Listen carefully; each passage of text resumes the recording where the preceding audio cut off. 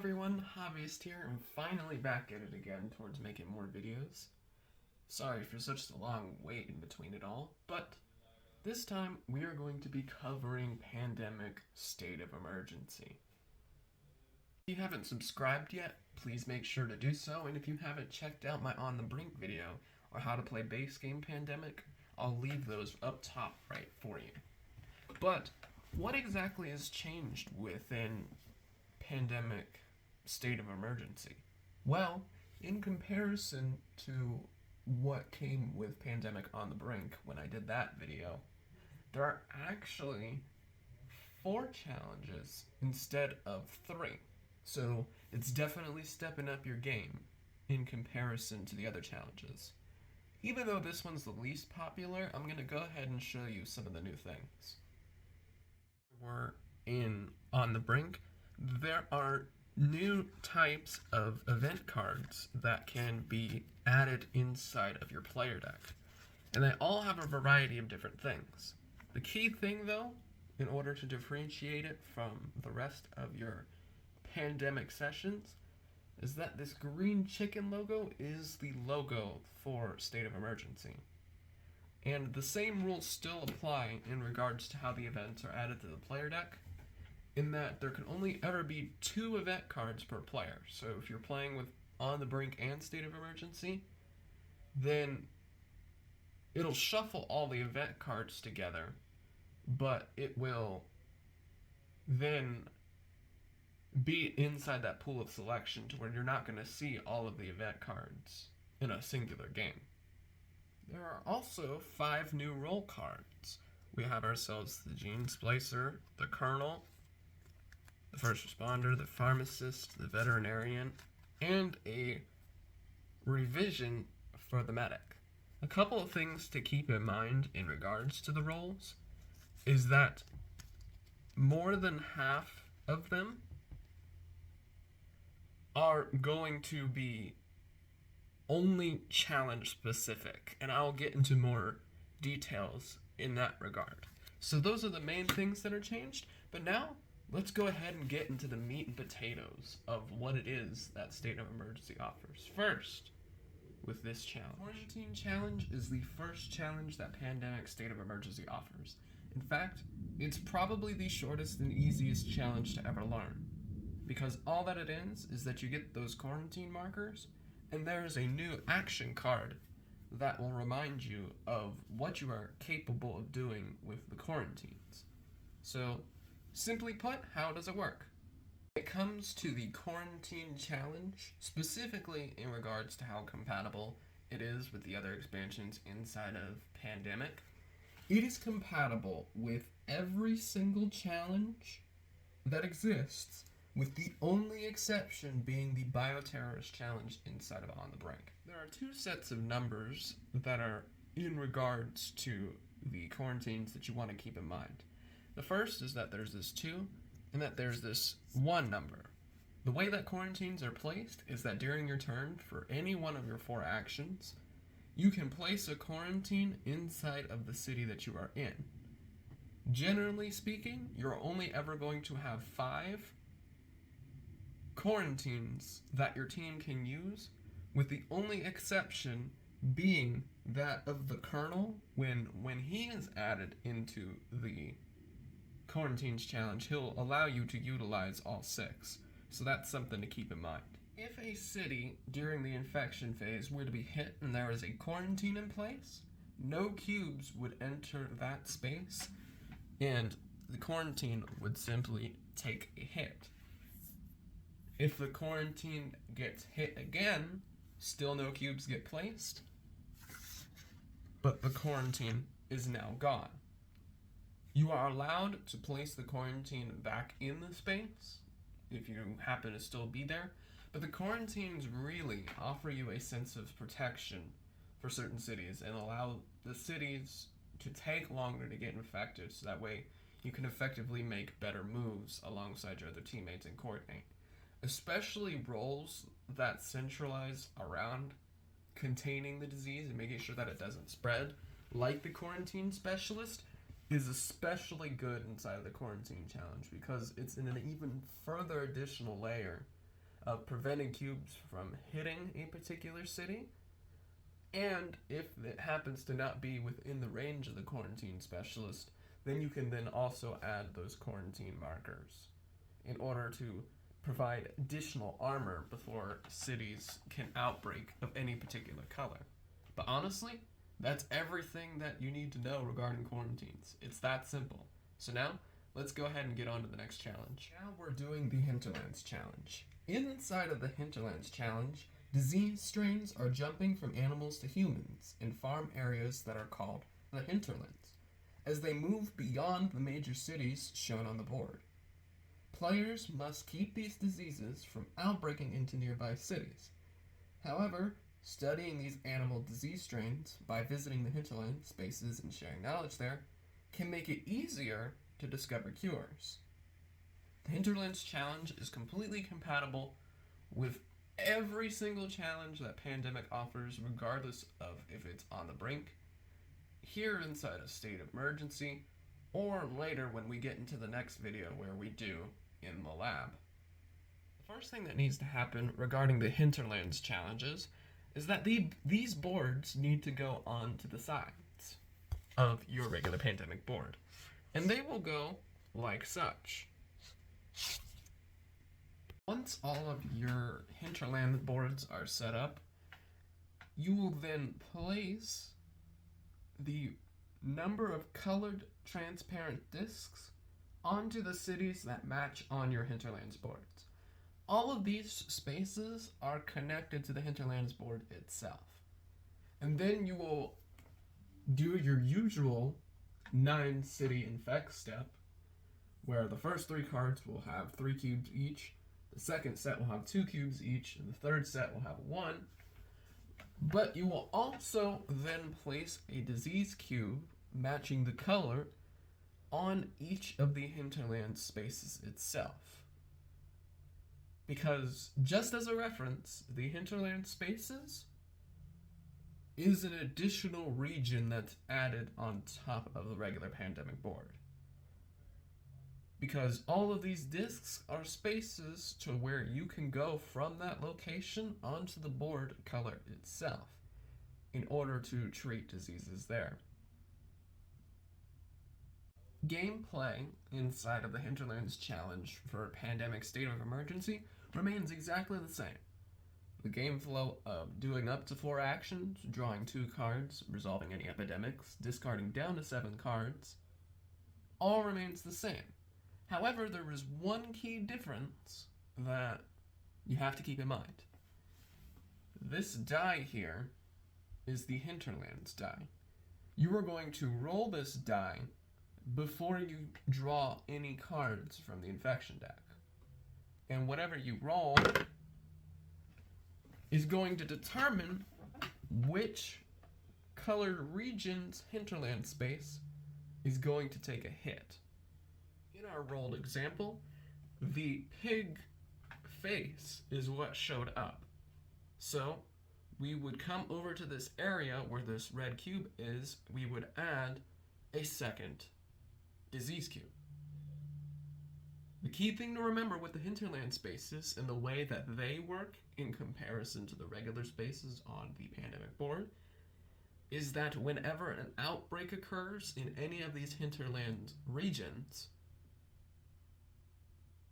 these lines that you see here indicate that for each outbreak, all of these cities are connected to that Hinterland space.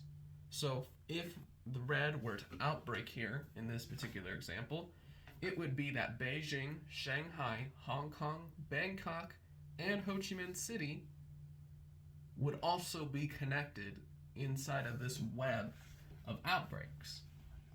And of course, the chain outbreak effect still applies if any of those cities naturally get outbreaks. So they could all chain outbreak and go in a huge variety of different directions, causing a lot of problems. So, with that being the case of the Hinterland regions, add additional places where outbreaks can occur. How can we control the regions? If you are using the kernel, then in addition to being able to get 6 quarantines if the quarantine challenge is in play, you can discard a city card to place a quarantine marker in any city. Now, this also includes hinterland spaces. So you can use the kernel to quarantine off those particular areas in order to contain the situation, so that way the rest of your team can just focus on the main board.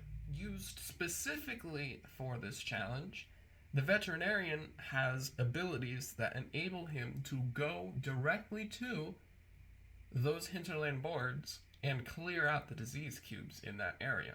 For regular players who aren't the veterinarian, who aren't the kernel, the only way that they're able to get into these hinterland areas is if they are able to either take a charter flight or any cards that allow them to take flights in general. All of the spaces covered up by these transparent discs have no way from those spaces to be able to take a direct flight onto those hinterland spaces. So that's something to keep in mind, is that all of those cities are blocked off in regards to connecting from the pandemic board onto the hinterland regions. Also considering the fact that each of these hinterland spaces don't have cities to where they can be flown directly to, they also are spaces where you cannot build research stations.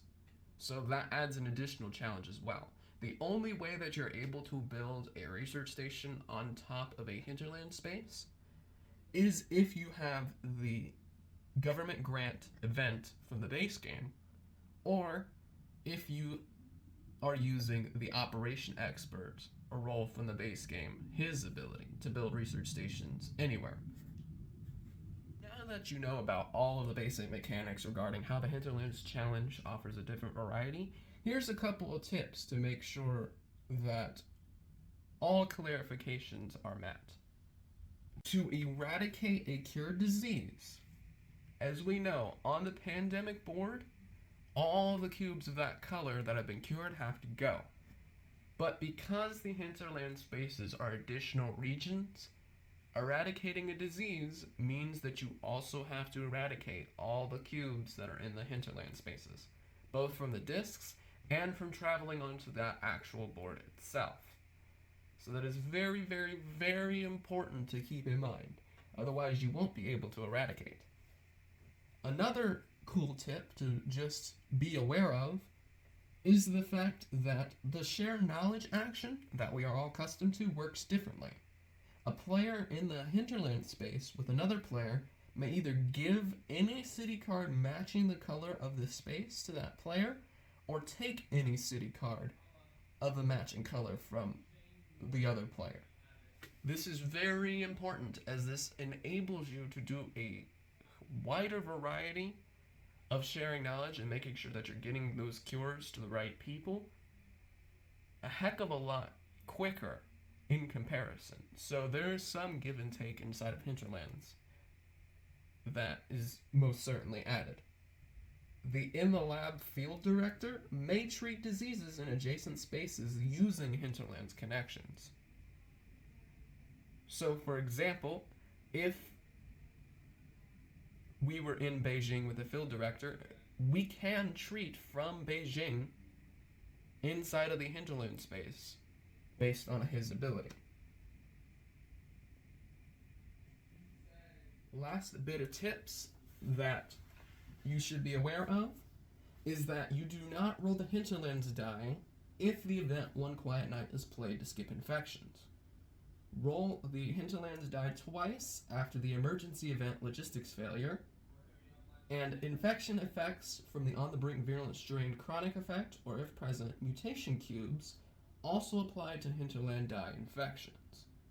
So that's a couple of clear-ups and just making sure that all the information that you have at your disposal is there for you. If you have any further questions along any point of this video, down in the description I will have a link to a PDF of the full rulebook that you guys are more than welcome to take a look at.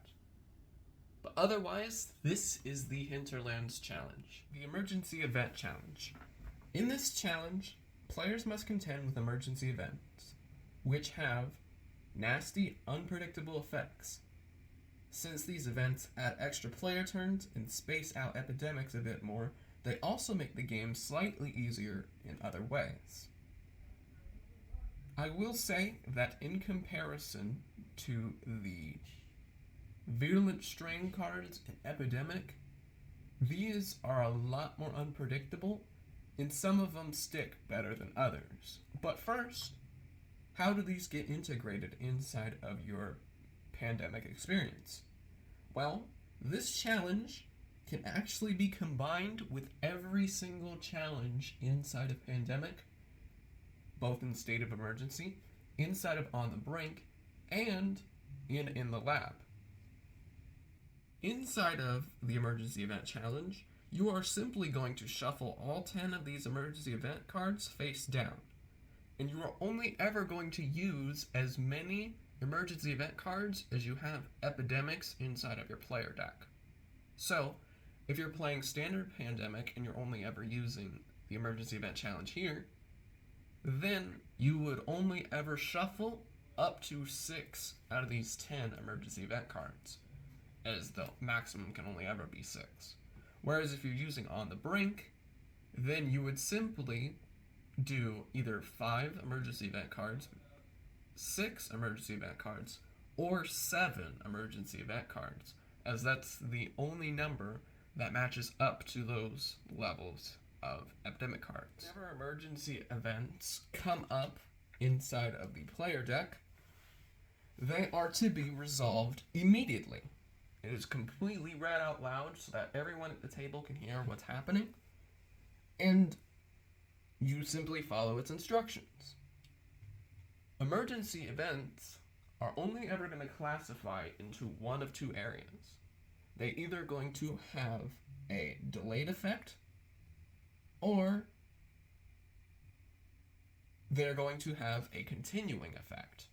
Delayed emergency event cards simply mean that whatever's on the card happens immediately, and then the emergency event is over. Oftentimes, this will simply make the game harder, especially if certain emergency events hit at the wrong time. Continuing effects is where it really gets nasty, because continuing events, I'm sure you can get the gist of how these work based on what I explained in On the Brink, but these permanently last the entirety of the card that is out. Now, here's a key thing to know. Even though these emergency events, especially the continuing ones, can be brutal, they happen until another emergency event comes. So, one thing could follow after another if you aren't prepared and you aren't on your toes. So, that is definitely something to keep in mind, as continuing means that it'll last until the next emergency event is drawn, and delayed simply means that the effect will happen immediately, and it'll generally be more powerful because it doesn't last as long. If you happen to draw an epidemic card and an emergency event whenever you are drawing from the player deck, you are to resolve the emergency event first, then you do the epidemic card. In the case that you are playing with On the Brink's mutation challenge, and you draw an emergency event and a mutation event, you would then do the emergency event first. So in the gist of it, as far as priority goes, if for whatever reason you were crazy enough to draw more cards, if you were to get an emergency event, a mutation event, and a pandemic card, it would be emergency event first, the mutation event next, then the pandemic card of the epidemics, whether they be the green or the virulent strains, would then go last.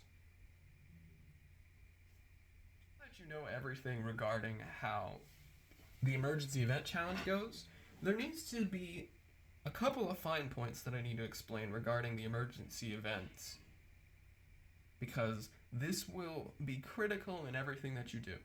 Emergency event cards are not event cards. You can't keep these cards to use later. They don't count towards your hand limit or anything like that whatsoever. However, some character abilities may or may not work around these specific ones. Inside of the CDC Planes Grounded emergency event card. This, while the effect takes place on most of everybody, the dispatcher is not prevented from moving pawns to other pawns. The operation expert's ability to discard a city card to move isn't affected, or in other expansions, the pilot from flying or the bioterrorist flight or escape actions are not affected by this emergency event. The containment failure emergency event card says that if a connected city has 2 cubes of this disease's color, add 1 cube and then do a chain reaction outbreak there. The on-the-brink virulent strain effect, highly contagious, does not add to containment failure. Simply because of the fact that containment failure is a lot more deadly than that virulent strain card and would just make it brutally impossible to get through. In Disease Hotspot, if any cubes of the drawn card's color are in the city, adjust their number to 3 and then do an outbreak there. So it's not a total repetition of adding one after the other, after the other, after the other, because that's just ridiculous. Inside of limited options, if several players wish to play events instead of discarding, do so in any order. This event does affect the CDC with the In the Lab solo game challenge, but not the On the Brink bioterrorist player. The On the Brink's archivist hand is limited to 7 and not 6 because his hand limit is higher. So essentially, it opens a lot more options for you, because pretty much for the most part, like you can in base Pandemic, if you ever need to discard because your hand limit is too big, you can always just play events to kind of make those plays. With Patient Zero, this can affect an eradicated disease. It will continue to do so until this event is discarded. After it's discarded, discard its infection card to the infection discard pile. With Widespread Panic and On the Brink, this effect does add to the virulent strain effect, Slippery Slope. But other than that, that is everything for you inside of the Emergency Event Challenge. I bring to you the hardest, the most complex of all the challenges inside of State of Emergency. This is the Superbug Mutation Challenge. In this challenge, players contend with a 5th disease that cannot be treated. Instead, players must cure it, produce vaccines, and deliver them to the infected cities to eradicate the Superbug disease. Quarantines must be used with this challenge, so players have a way to slow the infections of the Superbug disease. This challenge can be combined with emergency events or the Hinterlands challenge, if desired. This expansion is quite a bit harder than the other 2 challenges. However, this challenge cannot be combined with the mutation or bioterrorist challenges from Pandemic on the Brink.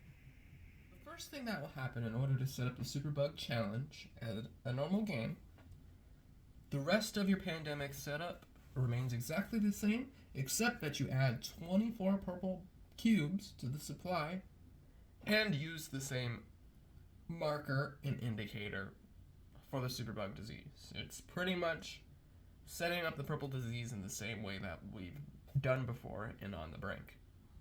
These little green looking pills and these green looking shelters are the vaccine doses and the vaccine factories.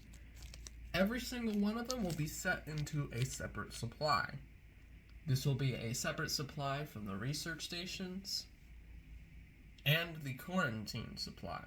So that's something to keep in mind. When you are infecting your 9 cities that you generally do for any Pandemic game, the key thing that you gotta make sure of is that 1 disease cube gets replaced with a purple cube whenever you place them for the 4th, 7th, and 1st city cards drawn. So in essence, what it would look like is that the first card would have 2 of whatever color it was picked and a purple disease cube. The 4th would have 1 of its color and 1 purple, and the 7th would only be a purple cube.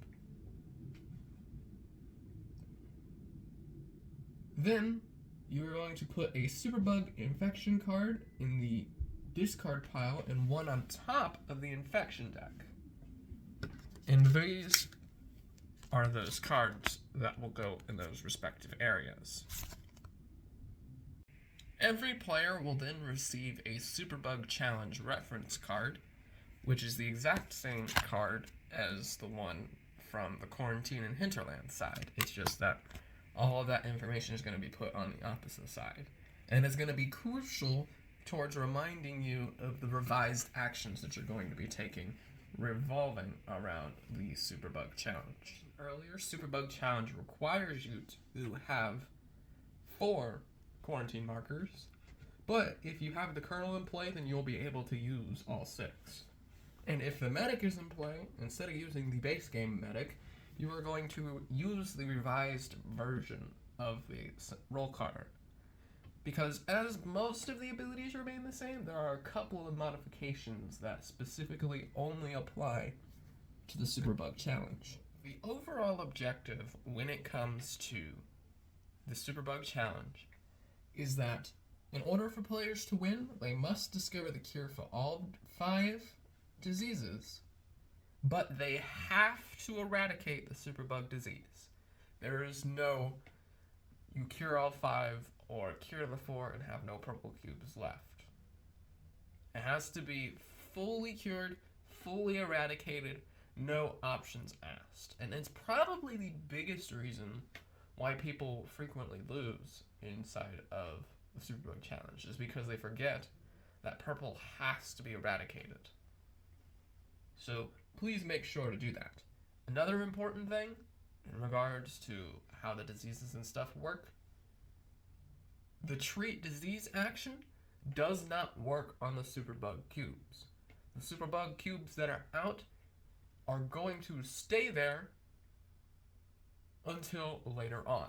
So, most importantly now, when it comes to the Superbug Challenge, is that I gotta explain to you guys some of the other resources that are available to you, aside from the quarantine markers that the Superbug Challenge offers. These are the Superbug bonus cards. The Superbug bonus cards are incredibly powerful cards that are at your disposal that allow you to do a variety of different things, and are often going to be regional response teams that either target a specific color or they can target the entire map inside a pandemic. So, whenever you are also adding to your setup, the thing that you gotta make sure is that you shuffle the number of bonus Superbug cards as there are epidemics. So, in the same vein as the fact that the emergency events are the same ratio as the epidemics, as the same ratio as the bonus Superbug cards, it's something that you got to keep in mind. So you'll never have access to all the emergency events, you'll never have access to all the epidemic cards, especially if you're doing the Virulent Strain Challenge, and you won't ever have access to all of the emergency event cards. In order to cure the Superbug disease, you have to be at a research station like normal and discard 5 city cards like normal. The important thing is that 2 or more of the city cards that you turn in of the 5 must have at least 1 purple disease cube to cure the purple Superbug disease. Whenever any player has the ability and has cured the Superbug disease, the vial moves up to its spot as per normal. But the very important thing is is that the research station on which you do it at becomes permanently removed from the game and is then instead replaced with a green vaccine factory. And it also receives 1 dose of vaccine coming out of it. At the end of every single player's turn, the vaccine doses can constantly stack up more vaccines as each player decides what it is that they want to do on every single turn. Other advantage of building vaccine factories, aside from the fact that you need vaccines in order to cure the Superbug disease, is that vaccine factories also allow for shuttle flights from vaccine factory to vaccine factory, but they also allow for shuttle flights from vaccine factory to another research station. Another action that you can do once you have cured the Superbug disease is that, as an action, you have the ability to build a vaccine factory. In order to do that, all you have to do is, at a research station, you remove it permanently from the game, and you replace it with a vaccine factory.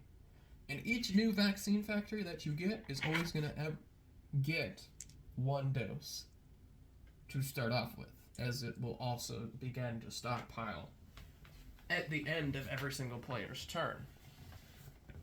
The key thing to remember, though, with this action is that this action is limited, as there are only ever going to be 4 vaccine factories.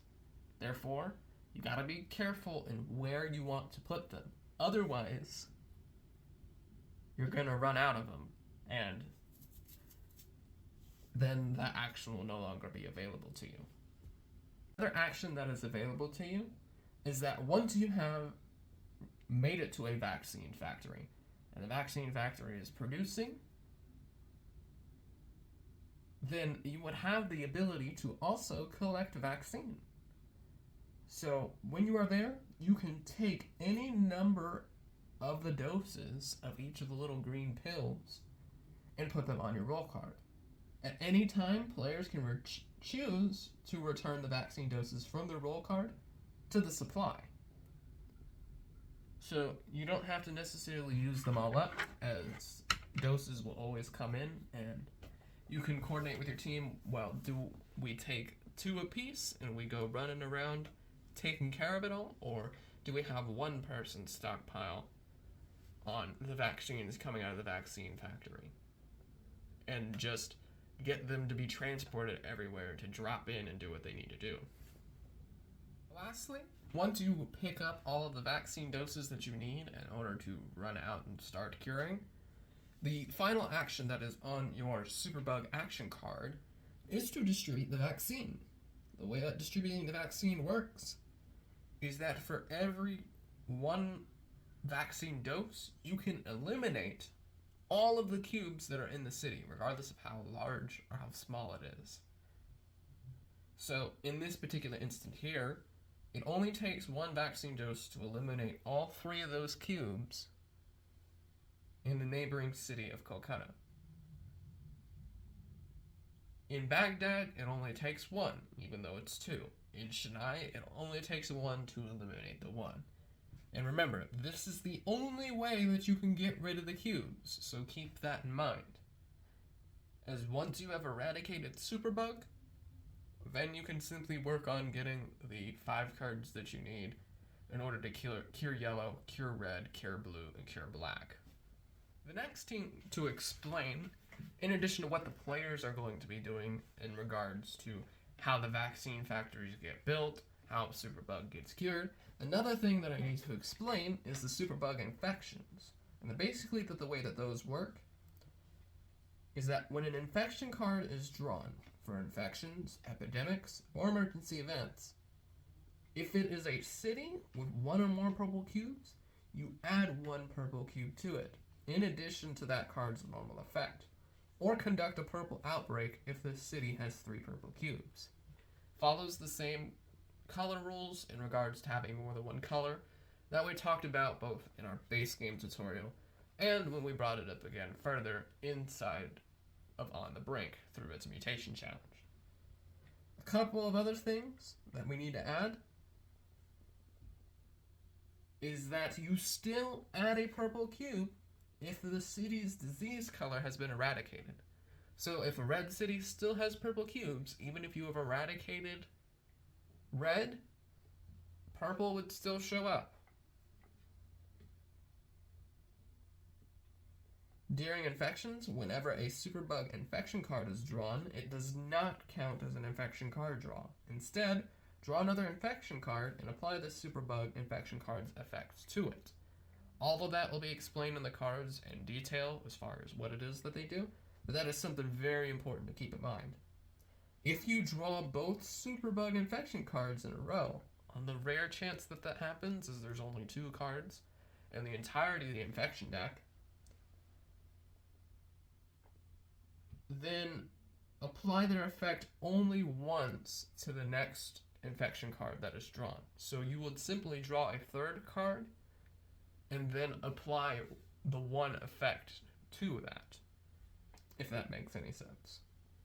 So now that you know all about the way that the infection deck is going to work, and about the core mechanics inside of the Superbug challenge, now it is time for me to give you some additional tips as far as what you can do in order to survive the Superbug challenge. When playing the In the Lab solo game, the CDC actions resign, roll, and exchange data cannot be done at a vaccine factory. When playing the In the Lab team game, a team research station may be converted to a team vaccine factory. Mark this by standing the former team research station on edge next to it. The operations expert, first responder, and veterinarian can use their special movement ability from a vaccine factory. When playing the In the Lab's team game, only the owning team's players can collect doses from a team vaccine factory. The In the Lab field director may distribute vaccine to a city connected to it.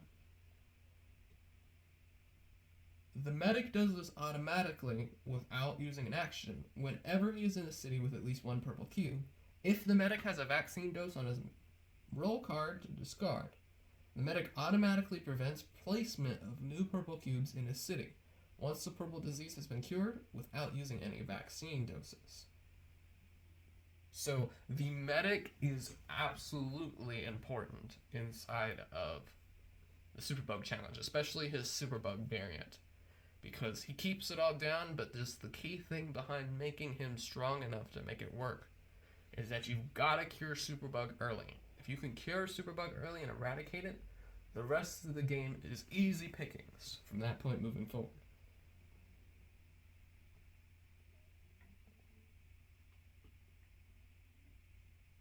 Another couple key points: do not draw any additional infection cards when Superbug infection cards are drawn when resolving the event forecast, or the On the Brink troubleshooter's ability.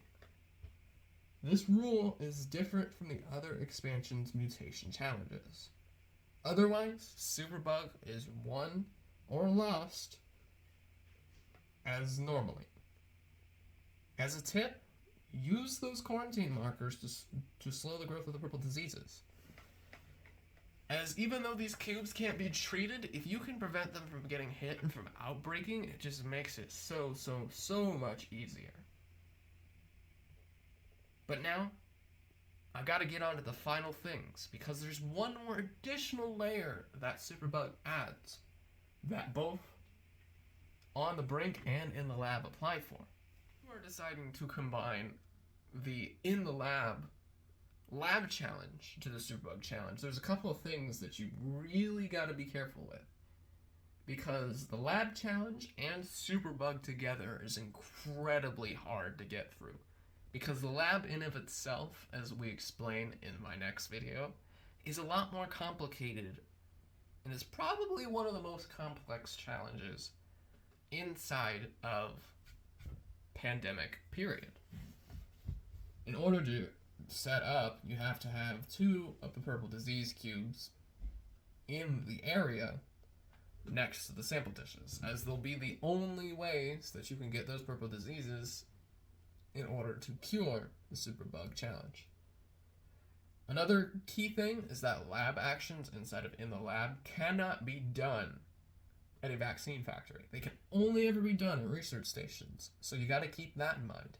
If you're just playing base Pandemic, or even just with On the Brink, and you don't have In the Lab in the mix, then you can work out changing those research stations, and research stations kind of become less valuable as you cure Superbug, because vaccine factories, aside from actually curing diseases, can pretty much do everything else that a research station can do.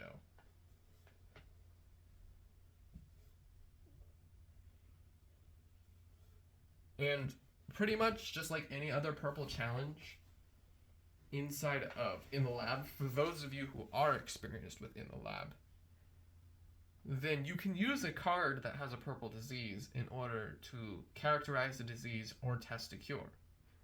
It's just that as long as you have one card that characterizes that Superbug is what you're trying to cure, you have one card that's trying to test it, or you could even use it to be your second and allow you to cure the Superbug disease, because altogether you're still using 5 cards in order to do it, 2 of which are purple. So that's something to keep in mind. That is Pandemic State of Emergency. If you managed to stick around long enough to watch entirely throughout the full video, thank you so much for your support. I am glad that I was able to do all of this information for you, because let's face it, no other YouTube channel on YouTube is covering this game, because this game is rough. People will tell you how great or how awful some of the challenges are, but they won't ever tell you how they actually work, and I'm hoping that I was able to answer that for you guys. And me personally, out of the 4 challenges, my personal favorites tie between the emergency events challenge and the Superbug challenge. Superbug challenge because it's a 5th disease that makes it harder, and emergency events because of the fact that emergency events are incredibly unpredictable. You never know what's going to happen until you're hit with them, and you're just kind of expected to respond however you need to whenever those events come out. So I love the unpredictability nature. I love the more complex nature. And I want to thank you again so much for watching, and I'll see you guys in the next video.